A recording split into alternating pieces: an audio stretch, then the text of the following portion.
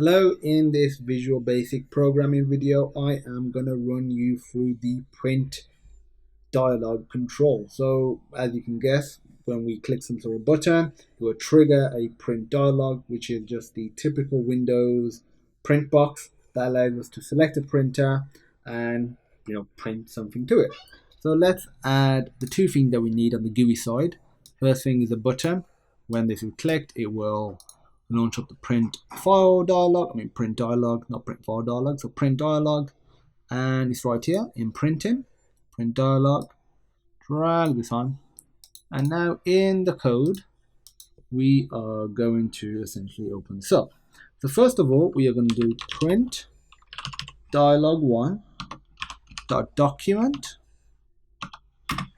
equals print document. Actually, I need to add the print document as well. So if I add this on, and obviously we can set properties for this print document, but I will leave that as an extra task for you. The purpose of this video is just purely to show you how to open up the print dialog. So print document one, and now we are going to do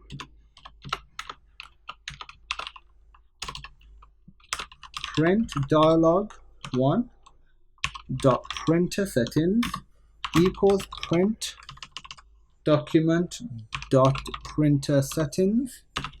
We are going to do print. So we've set the settings now. They're just the default settings from the print document that we added. Again, you can modify them as you see fit. Print dialog one dot allow some pages equals true. And now we are simply going to check if the dialog result is okay, and if that is the case, then we know we are going to be printing it and pushing it to whatever print device was selected. So print dialog one dot show dialog. But before then, we need to check if it equals a dialog result of okay, and only then will we print. Then we'll do print document one dot printer settings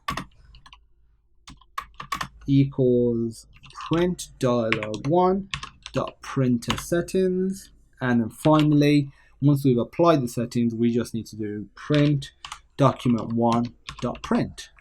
Now it's all hooked up. If I click run, click this button, opens up the print dialog, and we can select the printers. I don't actually have a physical printer selected, connected, but you can, change the preferences, you can try and find a printer, change the number of copies, all the typical stuff that you normally would with the print dialog. So that's it for the print dialog.